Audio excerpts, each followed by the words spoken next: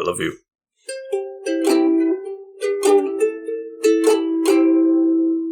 Welcome back, Couch Potatoes. Today is going to be an episode of restraint.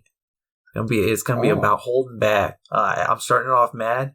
The Faceless Leon over there. Oh, sorry, I spoiled it. I'm the Green Traveler from Gorsh. And I am the Faceless Leona, as previously mentioned. And this is Green and Faceless on the Couch, a podcast about movies and TV. And this is a special episode that we do once a month. It is.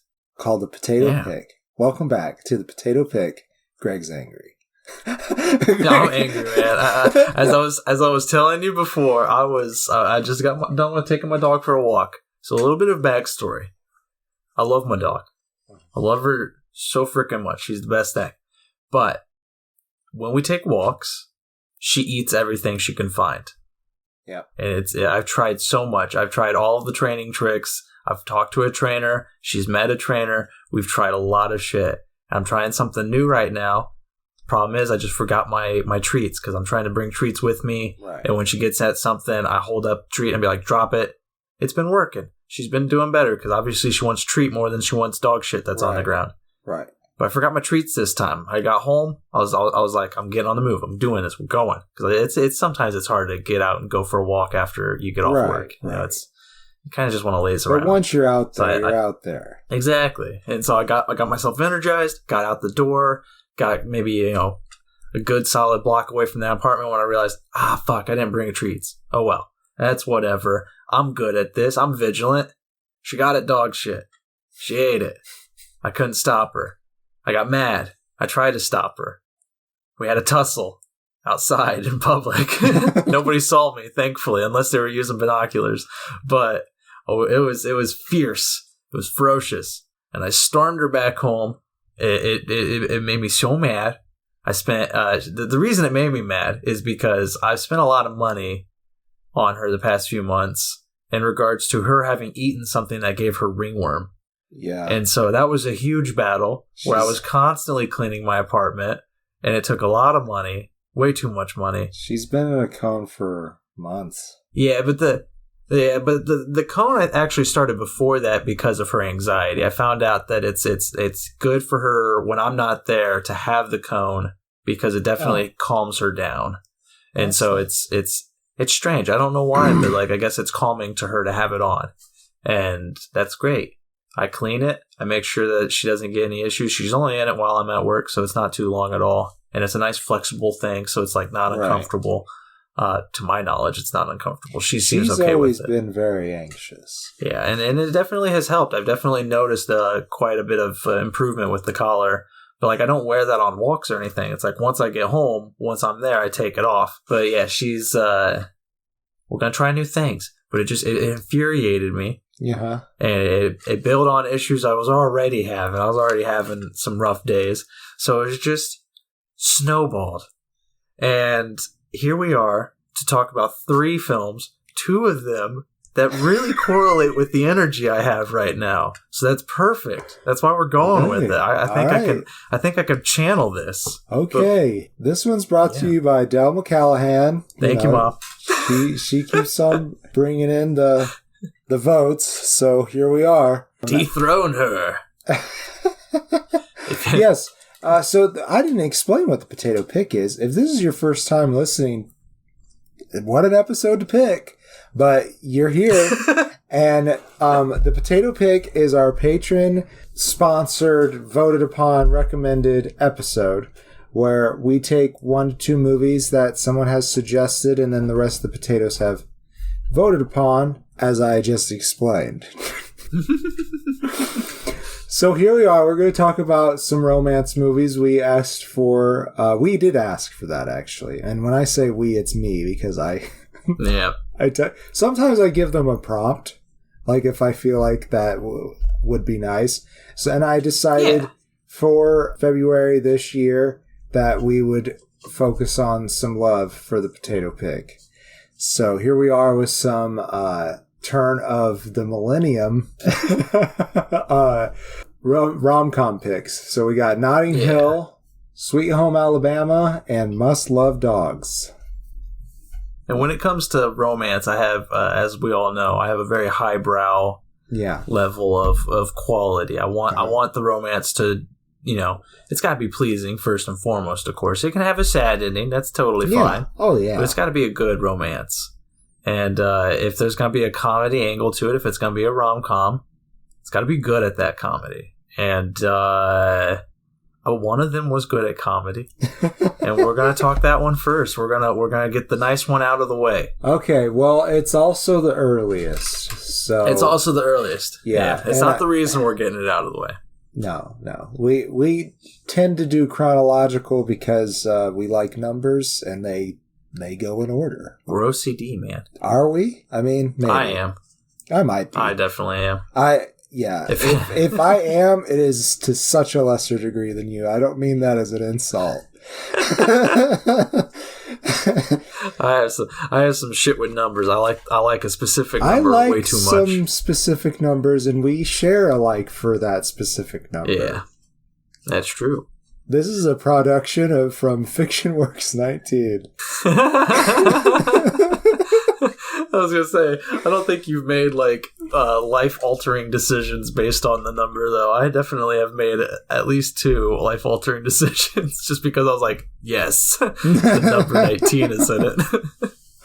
No, I guess not. Besides the name of this, but we did that together, so... It could be life-altering, though. It could become... Maybe. Well, if you go to patreon.com/Green and Faceless, it could be life-altering. Indeed. But let's talk Notting Hill first. 1999. I was 6 years old. I believe I can easily say up front that I know I've watched the other 2 films. I believe my mom made me watch Notting Hill once, but I don't remember it. So it was nice to come back to it. It is a Roger Mitchell film. Let's see here. I don't think I have any of his. Here. Yeah, his filmography I wrote looks like a whole lot of I ain't ever heard of it. Yeah. So I guess I haven't heard of anything else by Roger Mitchell. It was written though by Richard Curtis, who is the writer of Bridget Jones' Diaries, another movie called 4 Weddings and a Funeral, and another movie called Love Actually. All of those films star Hugh Grant, who is also the star of Notting Hill. so Hugh Grant and this writer, Richard Curtis, they apparently are, I don't know if they're friends. I assume they are, but after working together like that, probably. Right. Yeah, he specifically wrote roles for Hugh Grant, and this was one of them. He only had Hugh Grant in mind. And it also stars Julia Roberts. Julia Roberts is Anna Scott. She is an actress. Famous actress. The highest paying actress. Kind of like Julia Roberts. I was going to say, I was trying to think of a celebrity to compare her to, so I thought Julia Roberts, that sounds like a good equal pairing. Yeah. and the whole idea of it came to Richard Curtis while he was on a walk, and the idea was this. What if I brought the most famous actress right now, today's most famous actress, home to my family as a date? How would they react?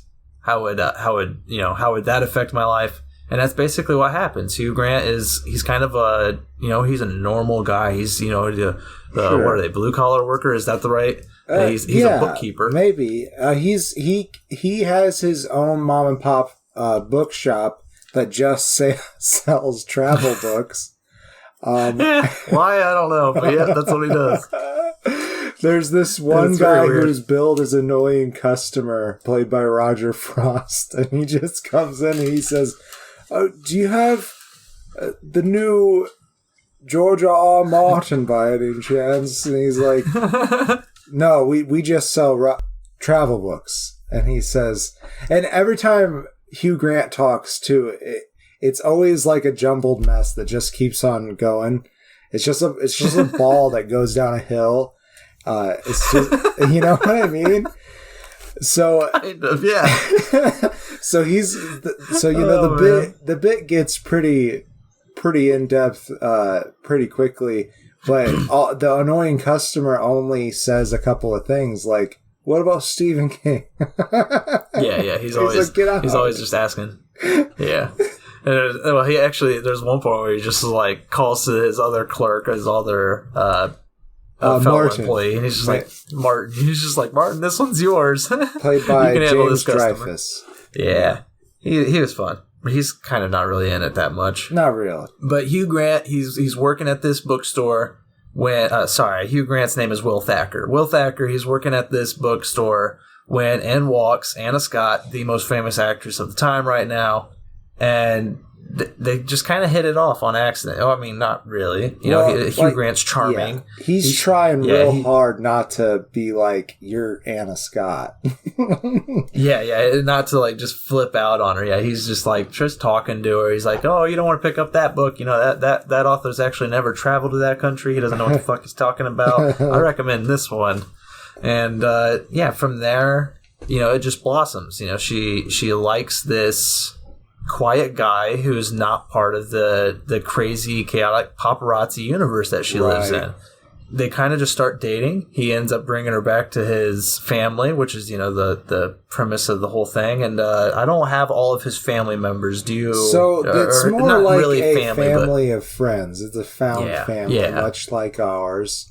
You got Tony. He owns a restaurant played by Richard McCabe. But the restaurant fails. You got... His sister's name is Honey. Down here. Yes, his sister's name is Honey, played by Emma Chambers. His best friend, Bella, played by Gina McKee. And she had an accident some time ago and is now bound to a wheelchair. And her husband, Max, who can't cook, played by Tim McInnery. Actually, one more person, Bernie, who is a very bad stockbroker, played by Hugh Bonneville. And the reason you mention all of their negative qualities is because there's a hilarious, hilarious in a deadpan way scene where they're all sitting around a table when Anna Scott's there, when he brings her home to them. They're all sitting around the table, and to get the last brownie, they all have to explain why they're the person who should get the last brownie. Yeah. And they explain it through, like, this is my sad, depressing life. Don't I deserve this brownie kind of way. So it's a very exposition-heavy scene just to, like, show you all of their negative, like, their flaws kind of, or, like, their motivations even. But it's hilarious how he did it. Like, that was nice. I laughed quite a lot because at first I'm like, this is fucking stupid. And after a while, I'm just laughing. Right. I'm just going with them. Because eventually you get to Anna and how she has absolutely no privacy, and she tells it very well, and then Max is like, not buying it, gorgeous. Gorgeous actress who makes millions. And I think Hugh even says that's a terrible way to try to hog a brownie. Yeah. It's a good scene, and it's very true though. Is that as the movie goes along, as the relationship blossoms, you do start to witness how fame really affects her, because she kind of does want to be private and have her own personal time and space, but at the same time, she has to be extremely careful about how everything is perceived about her, and so you get a lot of that interplay with fame and with your private life, and I thought it was really well done. It was very interesting in that respect. Yeah, that scene really drew me in, and it already did some fun stuff with the street, his little neighborhood, which is Notting Hill, right? Yeah, and he's got this blue door. It's set up to be this big romantic story just from the setting, and I think it's a well put together film for that reason and other reasons. Yeah. I think another great part about this is that they obviously have some kind of connection, but it just keeps on seeming like it's not going to work. Like, stuff just keeps on getting in the way. And I think this show does a good job at that particular story angle. I agree. It's really well set up comedy, and it's really well set up rom-com. Yeah. I don't know. I guess it just feels kind of too early to talk closing statement, but it's... Oh, I think we're good. Yeah, it is a good one. It's a very enjoyable rom-com. You know, it's not my favorite. I don't think I'd return to it quick, but like Hugh Grant, he's a charming motherfucker. Hell yeah. Always. And I feel like always, really. Yeah. And Julia Roberts does a great job. There are moments where, you know, you're kind of mad at her and her reactions to things. Yeah. And it's less so Hugh Grant, because I feel like he is really just like, he's trying to please, but sometimes he just makes wrong decisions. It's a very enjoyable story that I think is really kind of well told, and I give it 3 stars. It was very, very easily recommendable rom-com. I would, especially for the 90s. This is 99, and I would give it a face. I'm not gonna say it's my favorite by any means, but it's very good. Ranks pretty high on my list of rom-coms, I would say. But I would have to give one negative I felt like from this movie. You got this cast of people who are, you know, pretty well fit. You know who we didn't talk about? Spike, his crazy roommate. Oh, Real quick. Oh my God. How do you say your name? Race? I think it's Ethans? Yeah, I think so. And I'm sorry if that's not right, but you're hilarious and you play this disgusting artist man very well. You're also adorable in some strange way. So, great job. I think... But him and... I don't know if he is my favorite side character. I really liked both Max and Bernie, though they're kind of the same. Hugh Bonneville... I'm going to look this up before I say the wrong thing. But he's such a good actor. Yes. So he plays Robert Crowley, like the head of the household in Downton Abbey. And me and my wife have seen that and loved that. So secret review of Downton Abbey. Yeah, he's beautiful. I've seen him in quite a few things. I think he's in Harry Potter. Can you look that up for me? Because I think he's... Is he? Is he Slughorn? No. I don't remember that actor's name off the top of my head, but I mean, they don't look dissimilar. But I don't think he was in Harry Potter, but he was in some Who in 2011. He was in which 3. episode? I believe he was the pirate character. The character's name is Henry Avery. Ooh, the ship captain? The ship captain, yeah. I guess at the end, well, yeah. Spoiled that episode for you. So... What else? Wait, was he in Cloud Atlas?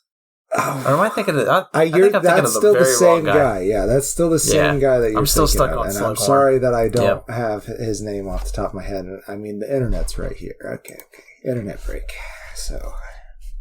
That's fine, yeah. I really enjoy this particular actor, so I wish I knew his name off the top of my head. Jim Broadbent. Jim Broadbent, It's not a hard name to remember. Do they at least look similar? Like, well, yeah, maybe. He's older. He's a little bit older looking. Oh, well. But, I mean, they both have similar hairlines. And, you know, I say that knowing very well that I'm going in the same direction. I appreciate the stretch you're helping me with here. But I think what you were a while back when you were talking about Spike, I think you were going to say one of the negatives was his relationship with Honey. Maybe? Oh, I wasn't going to say that, but that is, I feel like, could have used more development. But I really liked Emma Chambers. Saying it, and you know, it felt a little bit like they had their own story in the background just because of how well she acted that scene. So good job on that. But yeah, it felt really weird because they were trying to do like progression of years, because there's like a couple of years in between when Anna Scott and Will Thacker meet again. You know, it's like they meet, they part, they meet again, they part, they meet again, or whatever. I don't remember how many times it happens, but like they do a progression of time, and then like after one of those like little montages where time progresses, they're just, you know, they're at the family the family of friends gathering, and for whatever reason Spike's there. He hasn't been at any of these before. But you kind of get the feeling that Will kind of holds him at arm's length. He's just a roommate. Yeah, but I guess He's like, maybe you're a little too weird for the rest of my friends.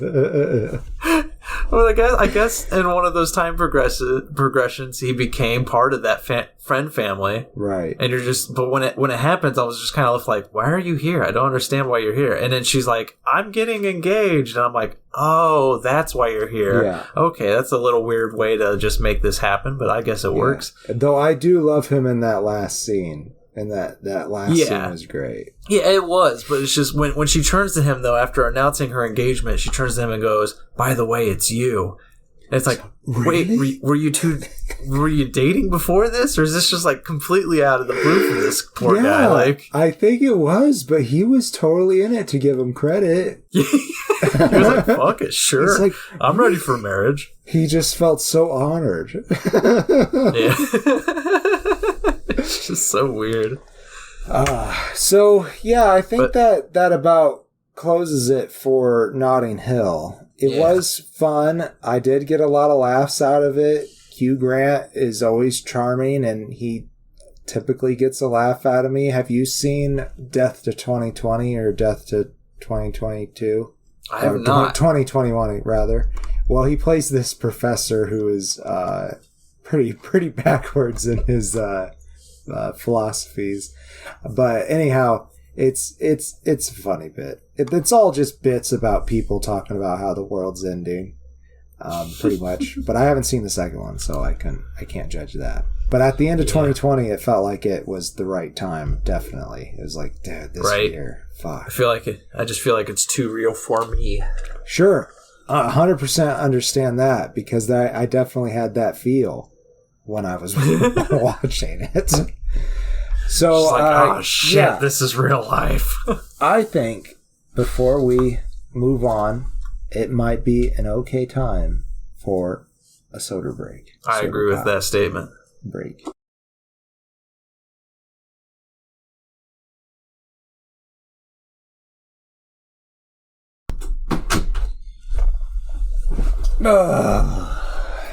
Should I have gone pee?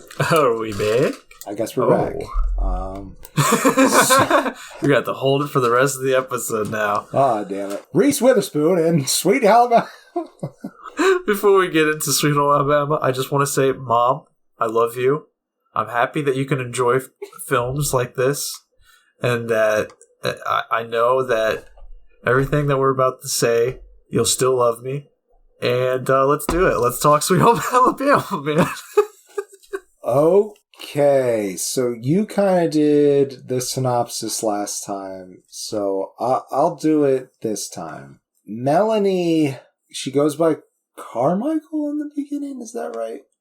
What's her... Oh, well, I have want no to get idea. this right, and they don't have the people in name order.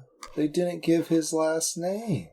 Okay. I specifically wrote down Notting Hill's character names. I refuse to do that for Sweet Home Alabama. All right. Well, at the beginning of the movie, we know her as Melanie Carmichael. Okay? And, that's kind of a giveaway at that point, but what the fuck ever.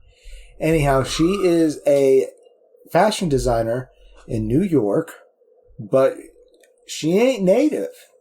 She is from, as you might have guessed, Alabama. That's right. I 100% believe it's only from Alabama because they got the rights to play Leonard Skinner in Sweet Home Alabama if they named it after that. I have no idea. I'm just assuming that's all that happened was they were trying to figure out, like, what do we name it? And it's just like, we got the rights to Sweet Home Alabama. They sure do play it enough.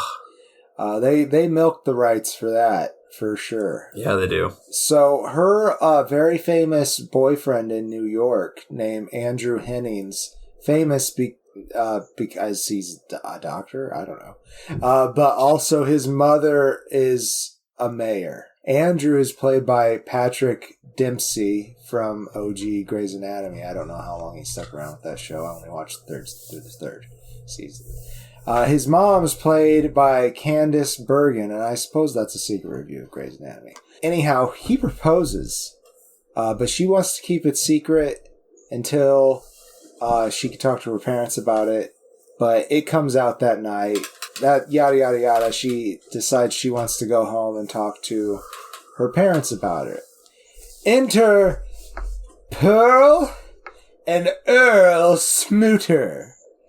That was their name? That was their name. No. That's the best part of the movie, Greg. You have to give this movie something. And Pearl and Earl Smooter is it. I guess. So, Pearl's played by Mary Kay Place. She's a Mary Kay Place. Mary Kay Place. Fred Ward plays Earl. And he is a Civil War enactment enthusiast. Mm-hmm. Yeah, which, okay. Guess for which side? Yep, guess for which side. But anyways, she goes, but, she says she's going to go meet her parents. And that's all well and good. She gets there eventually. But first, she has to go visit Jake Perry, her husband. What? Played by Josh Lucas.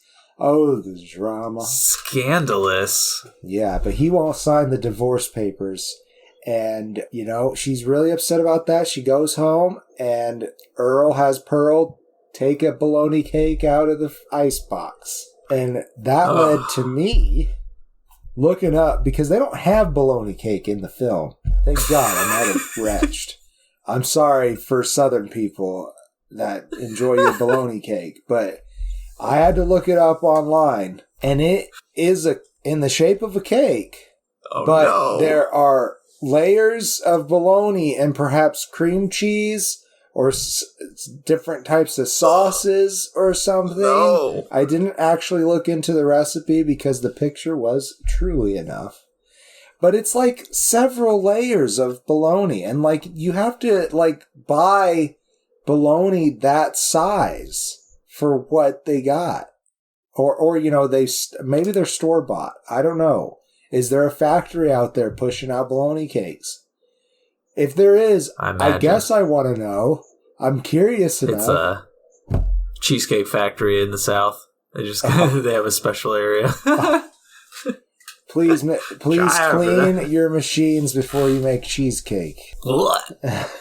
Here's the question for you. Mm-hmm. If forced, Spam or bologna? Spam. That's an easy question. But also, if the bologna's fried, I'd eat it. Fried bologna's pretty good. Hey, I couldn't. I had to live off bologna for a while when I was very young. Yeah, we had it at least once a week vegetarian. For sure. Yeah, I mean, I'm not. If it was the only food left, I wouldn't turn my nose at it, especially if there was some mayonnaise. But that's the only thing I like mayonnaise on. That's fair. Well, I like mayonnaise, especially Jimmy John's mayonnaise. American Whip. So there's something to it, but I prefer a little bit more punch for my calorie intake. So I'm more of a mustard and sriracha guy. Excuse me. More eggs. More umami. More umami. Oh, we're talking about Sweet Home Alabama. Sweet Home Alabama. Yeah, that's the story. Is now she has to get Jake to sign the divorce papers, or she big drama because she can't marry this guy. Yeah, and Jake's he's a Southern charmer, which is to say, I find him very disgusting at times and very charming at times. Yeah. He has a few moments where you're like, okay, there is a good guy in there, and he has other moments where you're like, okay, you're just an asshole. I think what he does for a living is interesting, and that's part of his mystique, because he's trying to let her, because it's been 7 years that she's been away. And he's trying to let her think whatever the hell she wants to think about him. And eventually she finds out, and more drama, and I guess I'll save the end. Yeah, we can save the end. I'm just going to say fuck that ending. Yeah, fucking hard. Yeah, I didn't feel like it was justified at all. Truly. Nope. Because, I mean, they had a couple of good times, but mostly they fought. Yep. Mostly they fought. It's just It's romanticizing a very bad relationship. Yeah, I'd say so. I think your wife said it best when I was trying to remember who was the lead actor when we were talking about it once. I was just like, oh man, who was the guy that she was that Reese Witherspoon was in love with? And your wife said the rich preppy guy or the guy who's holding her hostage for a divorce. I was like, huh. Yep, yeah, that's true. Pretty much what he's doing. You know, it's gross. There's some really gross things about this whole movie. There is one of the big. So here's a lot of my biggest problems with it. When she gets to Alabama, mm-hmm. It basically becomes a bunch of scenes where she is walking around somewhere, and somebody either catcalls at her or says something sleazy in her direction, or is incredibly just absolutely disgusting and very, just male chauvinist. Yeah. Disgusting. And she turns to them because she's been in New York for the last 7 years. She'll turn to them and be like, what the hell is wrong with, oh my God, it's Charlie. Yeah. Every single scene becomes her getting just disgustingly hit on, getting mad about it until she realizes that person from her past, and it's just fawns over them immediately, like my best friend. Every scene, it gets annoying as fuck. But one of those friends, I don't remember his name, but he is a closeted Bobby Ray. Thank you. He's a closeted homosexual, and spoilers, she just while drunk, just completely outs him. Yeah, I was so pissed. I really I was pissed. If I was watching the movie, well, okay, here it is. I either wanted to stop watching it then, really, or I wanted there to be more justification. He forgives her pretty quickly. Yeah, Bobby Ray is played by Ethan Embry, and I do like Ethan Embry, and I think he does a good job as Bobby Ray.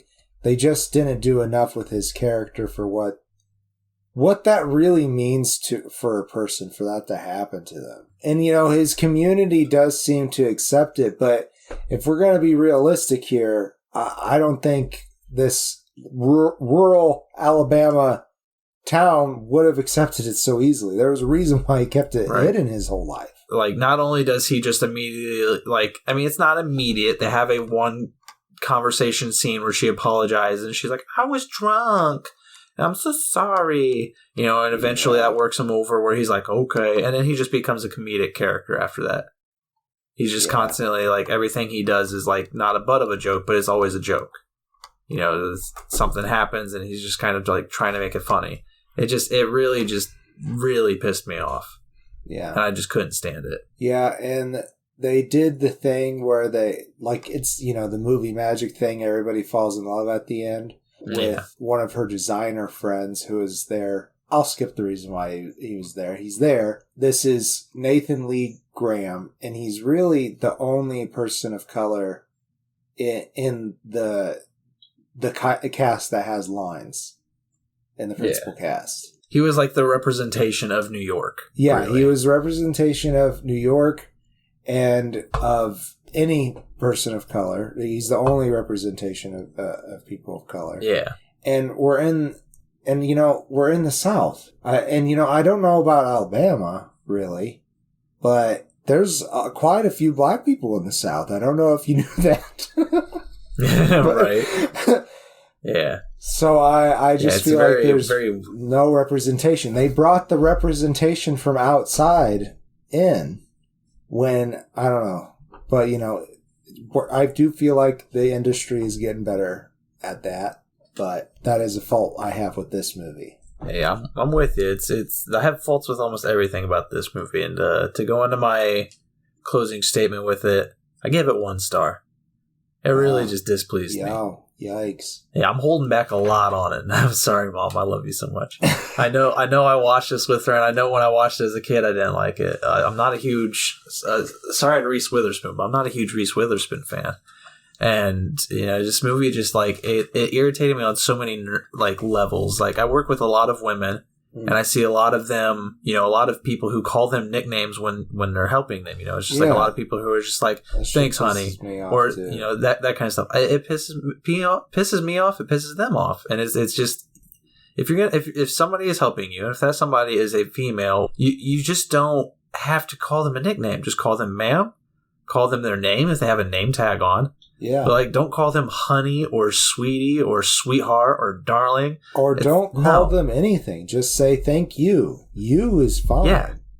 You works for everybody, if you didn't know. Yeah. It's really just annoying. And all of the guys in this movie are like that. They're all... it is a Southern thing. I know that. Yeah. I know it's more of a nitpick on my end. And on other... I know there's a lot of people I know out there who don't prefer it either. But I get that is just a kind of a cultural thing in the South. Yeah. Still, it's gross at times. Yeah. And this whole movie just kind of came across as gross to me. Yeah, a lot of times, me too. I mean, no joke. I took my dog for a 10-minute walk during the middle of this movie because I was just like, I need to get away from this movie and I don't want to pause it. So I just let it keep going. I took my dog for a walk around the block. I came back. You didn't miss anything. There's nothing around the middle in this movie. It was right after the outing scene where she just, gets drunk and just outs him in the bar. See, I was so pissed too. Yeah, so yeah. Well, let's move on. I didn't say what I thought of it. Yeah, I was gonna say. Okay, so there's some quotes in this movie that I'm never gonna forget. Like, Pearl, why don't you get the bologna cake out of the icebox? I'm never gonna forget it. Never ever. So, but that does not mean that I want to give it more than half a face. I really didn't like it, but it isn't an incompetent movie. I mean, it does hit some beats that I could see, some people getting emotion over. I gotta say the lightning thing I found interesting. I thought they would do more with it. There was a lot of things that they could have done more with in the movie. But I didn't like it, so half a face. They blew the whole budget on lightning effects. Oh, yeah, did they? Yep. That's what I'm assuming. Oh, that's your assumption. Gotcha. Yeah, that's why the whole movie looks so cheap. Must love dogs. Must love them. I do. Oh, I do. I'm not a dog person anymore, though, but I do. Poor Zell. I still love dogs, and I love the dog I had. I think I'm kind of one and done on the perfect dog. She irritates me at times, but like, she is like the perfect kind of like thing for me, especially at many nights. I really love having her presence, but I think me and cats just have the right bonding attitude. Like, when I'm feeling like it, just wait until I'm feeling like it. That's what the cat's attitude is. Exactly. And with cats, I feel like I can be mad at them and not feel guilty. Because that's happened many times where I'm just like, you little fucking... Because they don't care that you're mad at you. Yeah, exactly. They don't sit there and give me like sad dog eyes. When I'm mad at... When I'm mad at Zelda, it makes me so mad. It makes me feel really bad. Because she just gives me those sad puppy dog eyes. And I'm just like, man, why am I an asshole? It really hurts. It really hurts. But you gotta love dogs. You do. Yes. And that's what Must Love Dogs 2005. That's right. And you must love them if you want to date Diane Lane. A voluptuous Diane Lane. Yes. As her dating ad. It's based on a novel by Claire Cook. Huh. It's directed and written by Gary David Goldberg. And as you said, it stars Diane Lane and also John Cusack. Yet again. Somehow we're talking another John Cusack rom-com. What was the other one we talked? That one I liked more. That one. What was it called though? Serendipity. That's right. Yep. I just pulled that one. I don't know. Man, my recall's been on it today. Nice. Yeah, it's. I agree with you. I like that one much better because this one is. I don't know. As a single individual, I hate movies that constantly are beating me over the head with, you have to be in a relationship. You have to be in a relationship. And that's this entire fucking movie. Yeah. Diane Lane is, she's an older divorcee, I believe. Maybe she's a mother also? She's in her 40s. I don't know if older. I meant older as in she is not your typical rom-com, like you're typically rom-com, you're like 20. Is something that I actually applaud the movie for, is that it is trying to do something that not that many movies have done. Right. Yeah, It's Complicated comes to mind. Secret review of It's Complicated, I guess. Which reminds me, why the fuck was Alec... we didn't talk in Notting Hill. You know what? Yeah. Let's go back just a second.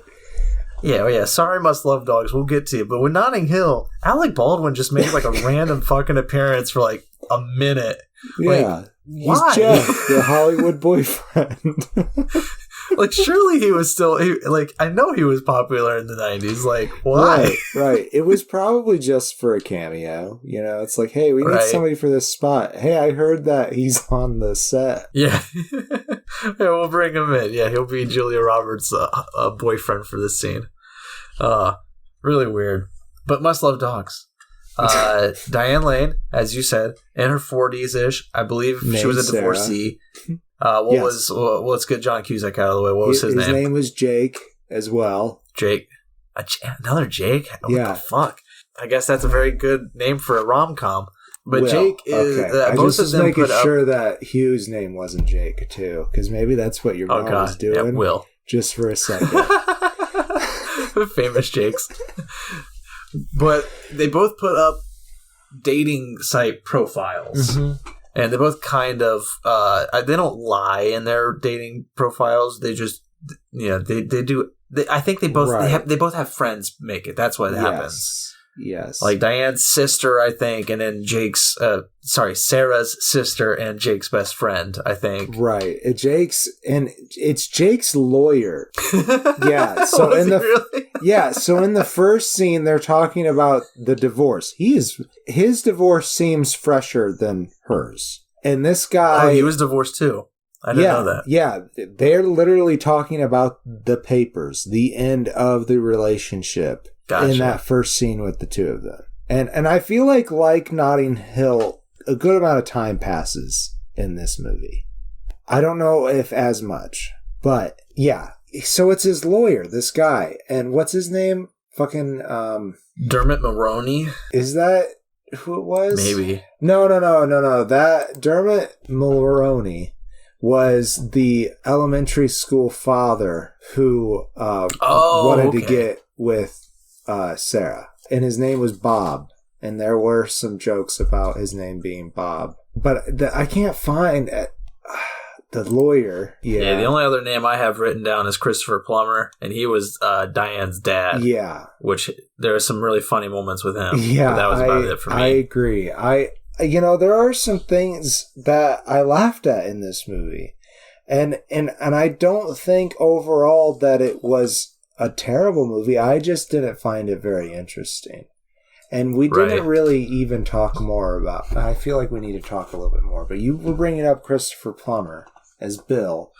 Oh, right. Yeah. He also is fishing for some love. Yeah. But he also... But he has several women on the line. He's playing the field.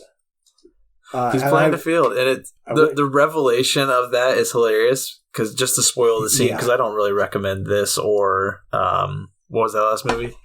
Sweet Home Alabama. Yeah, that's one. It.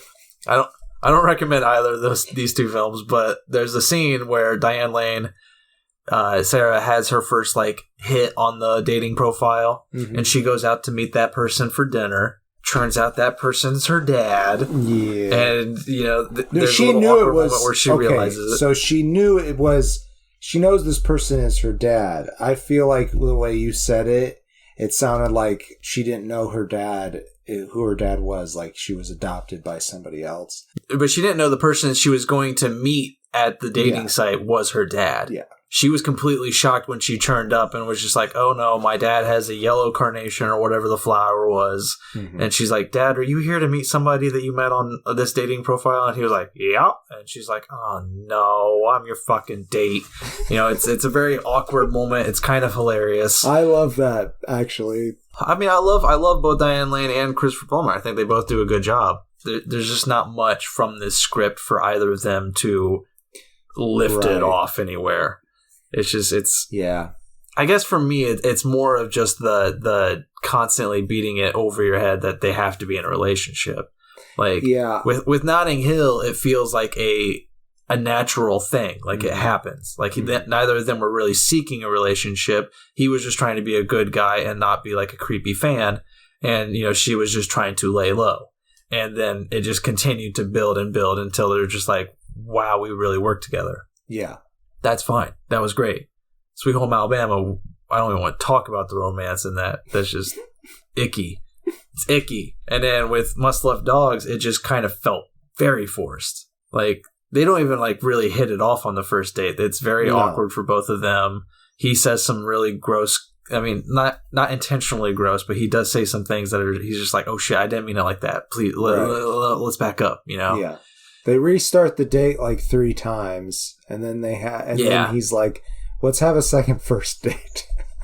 Yeah. And it's good. It's realistic. Like, that is like something that I've definitely had happen in first dates where I'm just like, I'm very nervous and I say something stupid, and they pull that off very well. It's just not investing. I'm not at all interested, and it's kind of just mundane, boring trash. Yeah. I don't know if I would go so far as to say trash, but mundane, sure. I feel like they just kind of played it safe. Like, I feel like the idea of the divorcees using the internet to get dates is a good idea, especially when it was new. So I think there's a world where this movie could work. Made for TV. It does feel a little made for TV, doesn't it? That's a very good. I think that's where it would work. If I stumbled upon this and I was just bored, and I was just like, oh, here's something. Right. And I would have watched it on TV with ad breaks. Yeah, I might have liked it a little more. Yeah. But we had to pay Voodoo. Ugh. So anyhow, hey, you know what? At least Sweet Home Alabama was free. Yeah, Sweet Home Alabama was free. So we paid for one okay one. And I had to watch some ads. One pretty good one. So there you go. Yeah. Notting Hill made up for both of these, I think. I agree. I 100% agree. And I want to express something. I'm not going to say it exactly the way she put it. But just before we came back here, my wife, Sarah, said something about John Cusack. She said he is the expression of a mediocre man. And they always get him with wonderfully beautiful woman just from him being a decent guy. Like, just putting forth a minimal amount of effort. And she said that's why his rom-coms work. Because men will watch them too, because it gives them hope. Well, I mean, I don't really identify solely as male, but I gotta say, this movie doesn't give me a lot of hope. No. I watched this whole thing and I was like, oh man, I'm screwed. Well, both of these characters, their starting point is not very hopeful. Both of them have just been divorced after thinking that they were in love with this person. The husband said he just didn't love her anymore, and his John Cusack's wife cheated on him. So right. It's coming back. I do remember that, actually. Yeah. So I do remember them talking about that. They're not in a good place to start out with, and they are not ready to date. You're 100% right. I feel like if they, especially on Jake's side of things, because he literally was just done with the court battle. Yeah. His friend they just needed to give them more space. I think he was trying to do the guy thing, like, you need a rebound or whatever. And Jake's like, I'm not interested in that. Which I do have to give Jake's character credit for that. Yeah, that's what I was going to say. To give him credit, he is he tries to be a noble guy. So it's like, and he doesn't fail at that. I say he intends. He's just, he's kind of, as I said, mediocre is perfect for that. Yeah. I'm sorry, I shit on John Cusack, but like the only film I've ever really actually liked him in was 1408. Like I can't. Did you watch Being John Malkovich? Okay, that's true. I do remember that movie. Yeah, I need to rewatch it though. That's There's fair. a couple of times where he really pulls it out and surprises me, but this is the role that made him John Cusack. He is this rom-com role. He just does it over and over again. I was like, shit, Must Love Dogs is what made him famous. No, I'm sorry. This archetype I know what you're saying. He plays. Yeah. You're totally correct. You know, it's a paycheck for John. I do think he has some chops, though. It's just they're hidden in little gems. I think that's another thing about this movie that bothered me is it really just felt like a paycheck for them. Like it didn't seem like Diane Lane is a great actor, but like both her and John Cusack kind of both feel like they're phoning it in for this movie. Right. Especially in those first shots of her family, and it seemed rushed. It seemed very rushed together. I do think they found a little bit more stride later in the movie, but by that point I was honestly kind of bored. I think it picked up again at some point. Like there's some pretty fun antics that happen. Yeah, when they're looking for the condom, that was fun. That was pretty fun. Yeah, that's kind of when it picked up for me, when I was just like, okay, here's some good comedy. This is nice. I'm like, by the time they find a condom, obviously neither of them are going to be horny again, but this is nice. It was predictable where it was going to go, and, it's a romance, so, the ending's also fairly predictable. Anywho, I think give it 2 stars. Going around in circles about it, And I give it a face because it was a competent movie. I didn't really feel like there was anything overall wrong with it. Yeah. I just didn't necessarily find too much interest in it. I do like the artist philosopher thing though, with the boat, and that kind of foiled with Bill, Christopher Plummer's character. There's some things. There were some little tiny things that they tried. See, I'm trying to remember that. What are you talking about? So Jake is a boat builder, right? Okay? He builds these boats out of wood. Yes. Yes. I was clearly paying attention. He never sells any of the boats because people if they want to buy a boat, they buy, the fiberglass thing, right? And right. Yeah. So he finally finds a guy who wants to buy one of his boats, and the guy's like, "Could you cut it in half for me?" And he's like, "What?" And he's like, "Yeah, I think it'd look great mounted over my TV." And he's like, "Nope, no sale. No, I'm not selling a boat to you." And then later on, he decides to take that sale because he thinks it's what he needs to do to grow up or something. And Bill comes out of this restaurant and he is looking at the boat, and Jack's like, "Well, you like the boat?" And he said, "Yeah." And he's like, "Is it yours?" And he's like, "Not for long. I'm selling it. I made it though." And he's like, "You made this?" And then he says something, yada, yada, yada. It's just a stupid boat after all or something. And Bill points out that he is an artist with the heart of a philosopher. And I'm like, hey, that is a pretty good way to describe what John is trying to do for this character. I do remember that scene. I don't remember anything to do with the boat. Like, I watched this movie. I did. I thought the boat bits were kind of funny because, like, that one guy, right? He's like, "Can you cut it in half for me?" He's like, "No, I'm not going to cut my boat in half, man." I kind of remember that, I guess. It kind of rings a bell. Yeah. I'm sorry, Mom. The part that I find more forgettable is the Bob story with Dermot Mulroney. Like, she was really into him. She was more into him than she was into Jake, but he was kind of a douchebag. He's like he was the charmer who is like, everything seems good about him, but then you find out he really is just in it for the sex. He just wants to get laid. That's why he is recently divorced. Everyone's divorced in this movie. He was recently divorced too. Yeah. Oh, that's right. I do remember that, actually. Yeah. Man. What a message this movie's putting across. I don't know. I'm sorry, Mom. I clearly, I feel bad. You should. I'm happy that you love these movies. I like, no joke. Like, even though we shit on films, it doesn't mean that you can't enjoy those films. Yeah. It doesn't mean you can't like those films, or that they're that our opinion is above all, or means anything, or means anything. Yeah, we're just two idiots spewing shit on the internet. But yeah, I know that she loves these films, and at least that she enjoys them. Maybe she doesn't love them, but she enjoys them, and that's great. They are good for this time of year, for the Valentine's Day. Mm-hmm. To just sit down and just watch like hilarious TV comedies. Something that you just see on television with a bunch of ads. I think all three of these films would work in that way. Actually, Sweet Home Alabama doesn't, because we literally got it for free with ads. Yeah. And I still didn't like it.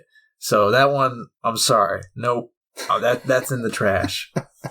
But Must Love Dogs can work as that. But Notting Hill definitely wins. I'm 100% with you. I think it's pretty obvious from our discussion. I don't know if I was rambling in the direction of anything, but why not just ramble? Yeah, ramble in the direction of the finish line. That is the show.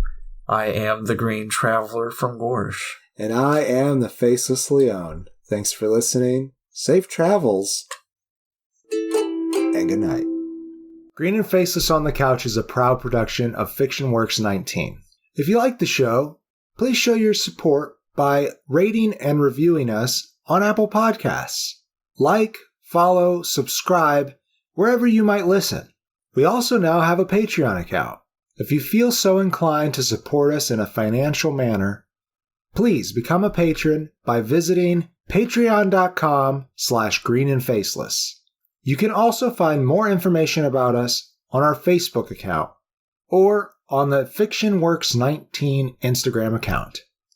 Thank you so much for listening.